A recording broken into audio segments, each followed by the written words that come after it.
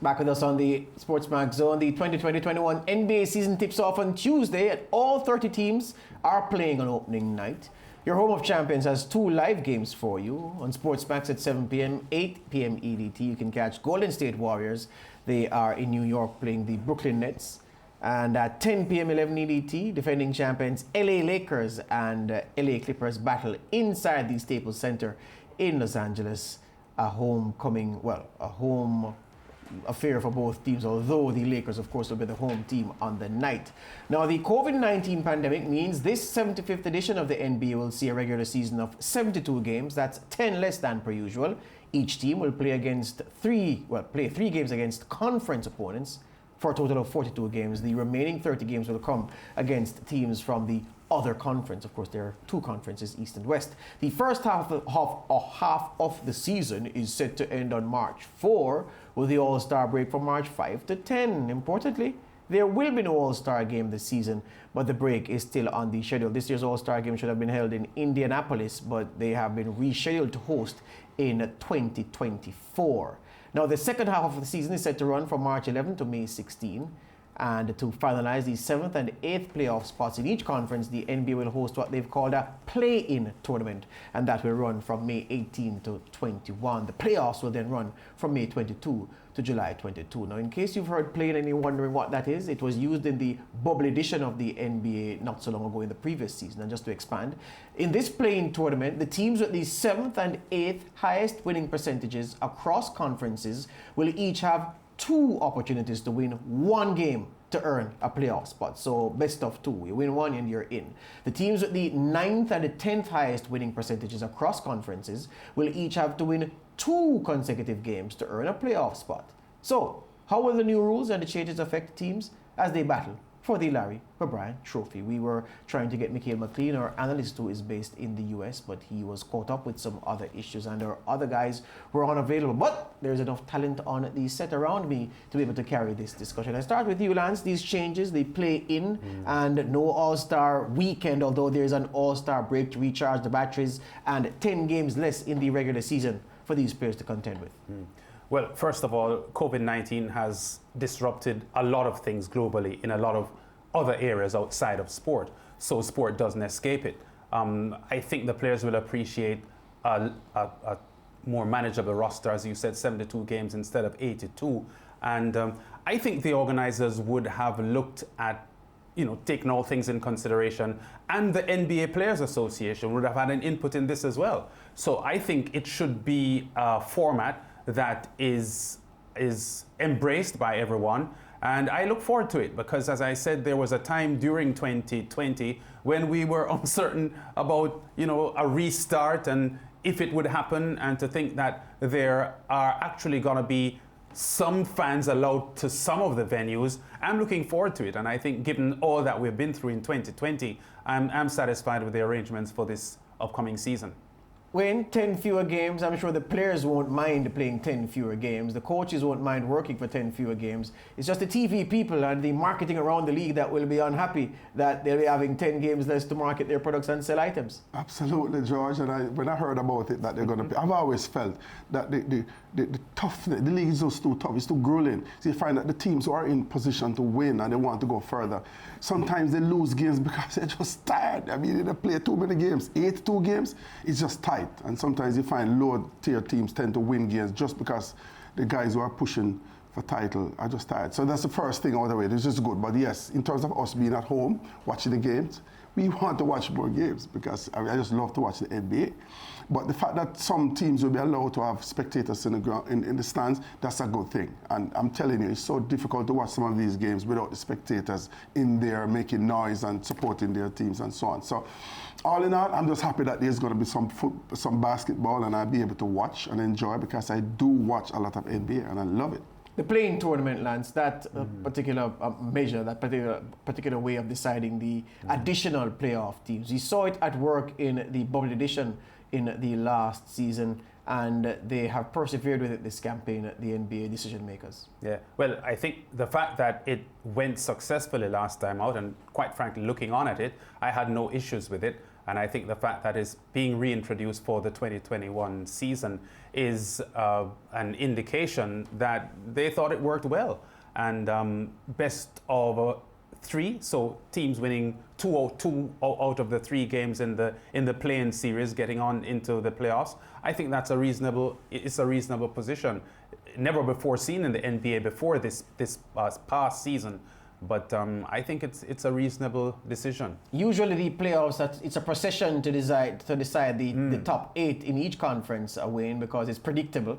Do you think that this play-in aspect, which at least you know from before the season starts that there will be a play, not like last year when a play-in was forced on them because of these circumstances, do you think that a play-in makes the fight for the playoff places even more competitive? Of course, and I say the greatest thing in life is to know. So therefore, you're from the get-go, you know exactly what you're coming up against. And of course, there'll be no letting up. There's more excitement because these games are going to be so competitive. Even though it's at the back end, you're trying to get into the playoffs, and therefore, it's do or die. So that's going to be a humbling of some games because some of these teams are very close in terms of talent and so on. So I am so looking forward to it. Well, a New York-based non-profit group, Work Rises, is lobbying the NBA to expel Detroit Pistons owner Tom Gores from the league unless he divests his stake in a Prism Telecoms company. In a full-page advert in the New York Times, Work Rises named the other 29 team owners and the NBA commissioner, Adam Silver, asking them this question: if Black Lives Matter, what are you doing about Detroit Pistons owner Tom Gores? Work Rises says Gores, by his ownership stake, is benefiting financially from the exploitation of black, brown, and economically distressed communities. I have to ask you, gentlemen, first of all, this is a bold way of lobbying. Do you think the NBA will take notice and even have a meeting about this, or do you think they'll just dismiss this and move on?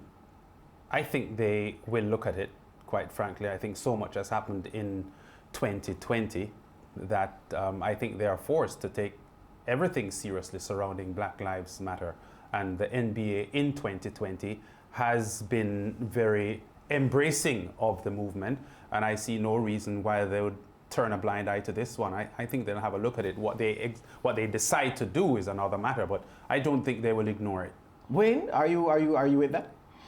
I'm sure they'd have to look at it. And the fact but before we go for, why would they need to look at it though? This Black Lives Matter movement is very influential, George, and I'm telling you, of course, Donald Trump has a lot to do with all of this because as a president, he wasn't leading from the front. Will the president-elect Joe Biden coming in now is more, open and inclusive, then it's going to have even more prominence. But let me ask you, Wayne, and since you're agreeing with Lance, I can ask both of you.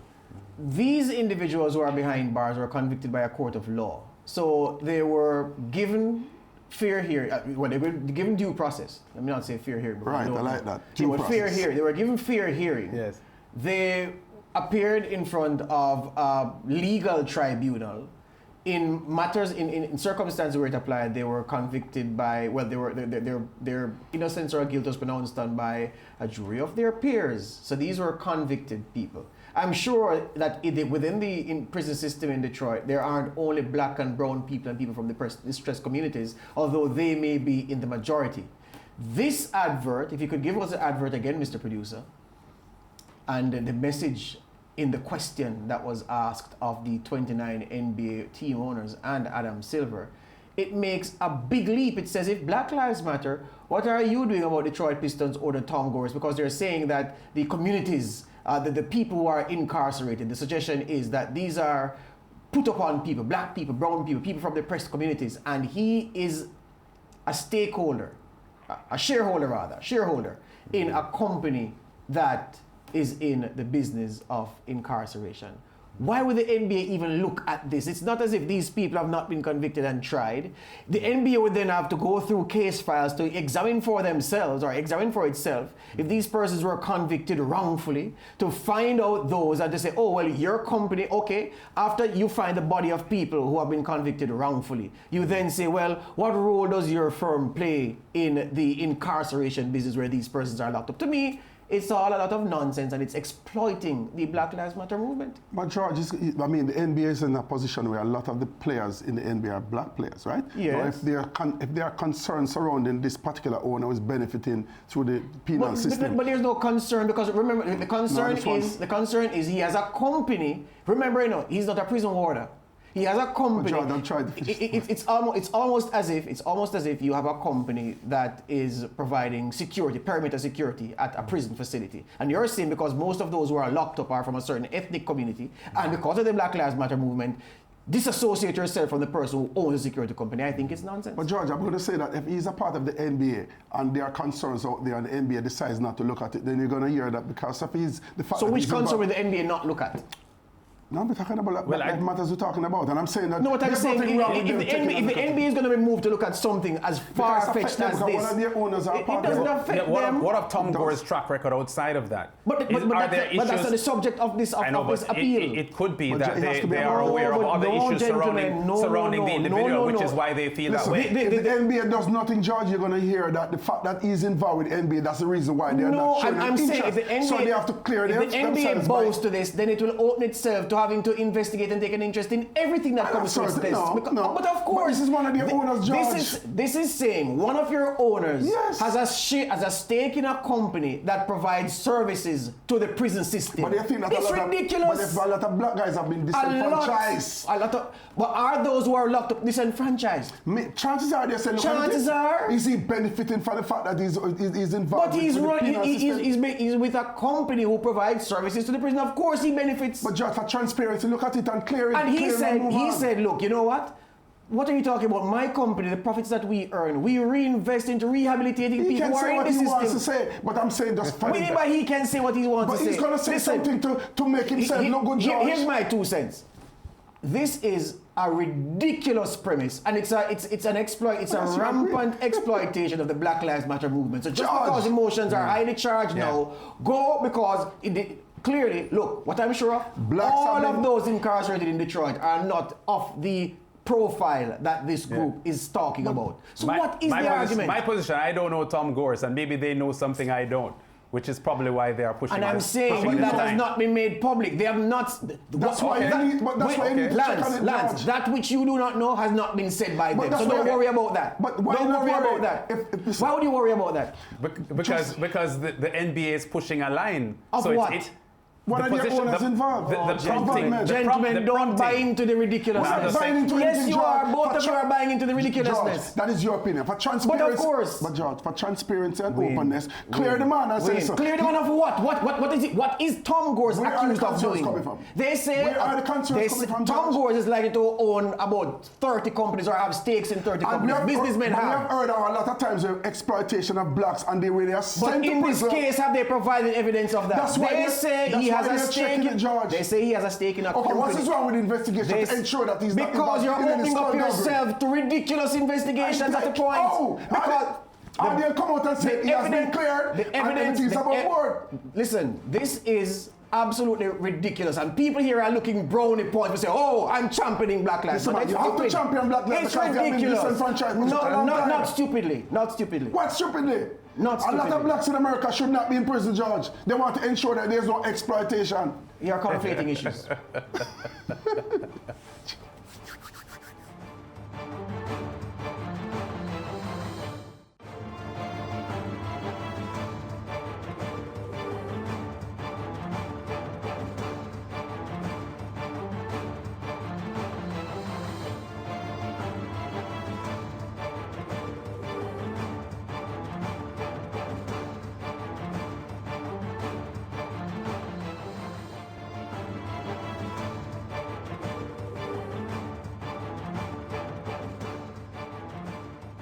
Back on the SportsMax Zone, the NBA 2020-21 season tips off on Tuesday with all 30 teams in action. So who do the bookies have as favourites to lift the Larry O'Brien Trophy? Prominent sports betting portal, the Vegas Insider, has the Lakers at the head of the betting.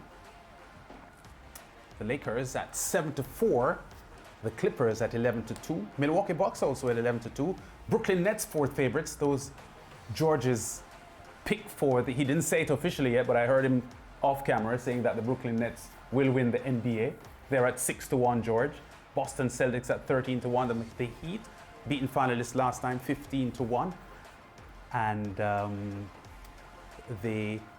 those are the other odds there. The ones that are least fancied: the Memphis Grizzlies, Washington Wizards, Indiana Pacers, 100-1, 120-1, 150-1. And there are others that are even less fancied than those. 400-1. Can you believe it? The New York Knicks and the Detroit Pistons, Cleveland Cavs, who have been winners in the last 5 years, 400-1. Sacramento Kings, 200-1. Wow. Oklahoma City Thunder also at very, very long odds. So the Lakers considered favorites, and George, I saw where the Brooklyn Nets, who you fancy, are at 6-1, fourth favorites. How do you like those odds? Yeah, very good. How this betting works, of course. If you buy it at 6-1 today, you get the payout at 6-1. If it shortens over the course of the season, it doesn't affect what you would have bought it for on this day. So it's good gambling if you are into that kind of thing. What I'm sure of is that the Brooklyn Nets will go deep in the playoffs, and then from there it will be, look, the NBA does not have a super team. The last super team was the Warriors. The Warriors super team was broken up when Durant left. And of course, when the Klay Thompson got injured, you had Klay Thompson, Steph Curry, and Durant with Draymond Green forming a super team. You don't have that super team anymore. What you have are superstar duos. We saw a superstar duo lead their team to the NBA title last year. Miami Heat didn't have a superstar duo. Perhaps they didn't even have a superstar. They just had Jimmy Butler, who was inspirational. The Denver Nuggets have two potential superstars who could form a superstar duo in Jokic and Doncic. But what the Brooklyn Nets have is a ready-made superstar duo, men who have tasted NBA title success already. So the 1-2 punch of Kyrie Irving and Kevin Durant could lead them all the way. But the big question is Kevin Durant the same as when he left us over 500 days ago with that Achilles injury? If he is the same, the Brooklyn Nets are not going to be worse than conference finalists this season. And Kyrie Irving, if he manages to stay fit for the entire season, they'll ensure that the Nets go very, very, very far, if not win the whole thing. Listen, Nets, it's a lot will depend on KD. I agree with you, George. If he's fit and he doesn't get injured throughout the season, then yes, they're going to be a serious with Kyrie Irving. They're going to be a serious contender. I think that the Milwaukee Bucks, they're very fortunate to be placed so high, because every year they come with this star-studded team. They dominate the preseason, the regular season, but at the playoffs they tend to fade away, right? And we need to remember that the LA Clippers, they had a winning record against the Lakers last year, and they passed Denver Nuggets in that semifinals, a lot of persons felt that they would have walked over the Lakers, so therefore they're going to be a formidable team as well. So it's going to be interesting. Fitness will have a say in this. If KD is ready and he goes through the season, yes, of course, Brooklyn Nets is going to be right there. Okay, according to the Vegas Insider, last season's beaten finalists, the Miami Heat, are fourth favorites to win the prize. The Bucks are favorites to win in the Eastern Conference, 23-10 at the moment, 11-4 the Nets, the Boston Celtics 11-2, the Miami Heat 13-2. So the Heat, based on the odds, not at the moment fancied to be the top team in the Eastern Conference. But the Lakers and the Clippers, top two in the betting to win the West, which we can't be surprised about. Lakers at 7-5 and the LA Clippers at 11-4. Denver Nuggets 10-1. Dallas Mavericks 11-1. The Golden State Warriors, Utah Jazz, and Phoenix Suns, the team that the Bahamian DeAndre Ayton plays for, are considered among the top flight teams as far as expectations are concerned. Your thoughts, gents, on the low expectations, odds-wise, for the Miami Heat, given how well they came out of the 2021 season?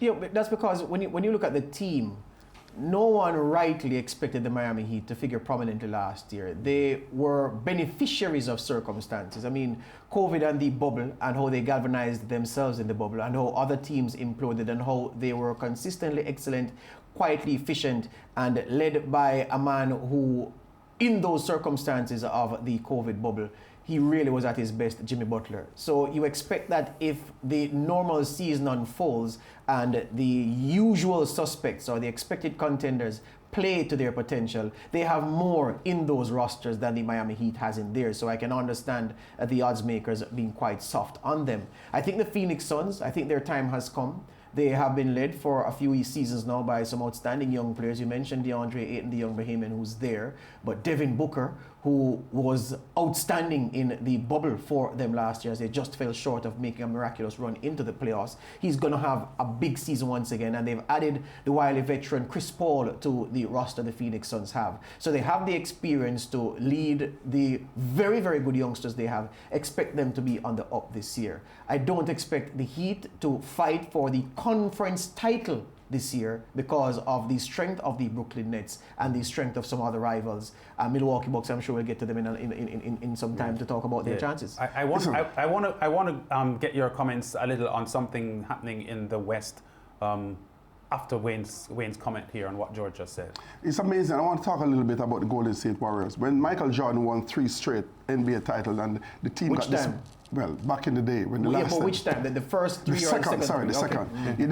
He didn't get a chance to defend his title because they split up the team, right? But what happened to Golden State Warriors is amazing because KD left, then Klay Thompson got injured, Steph Curry got injured, and they became almost the laughing stock of the NBA. Steve Kerr, the coach, he's going to be earning every dollar this year because he basically almost acquired a ready-made team. Now he'll have to show his skill and his skill set to really move this team forward because no one is even talking about the Golden State Warriors. It's not because the team got broken up. Injury just did them a bad job, and it's going to be interesting to see what type of season they'll have. Yeah, well, when the zone is on Tuesday afternoon, the first games of the season would still not have been played, so I'll leave what I wanted to talk about now because we're out of time. James Harden is the topic. I just wanted to know where the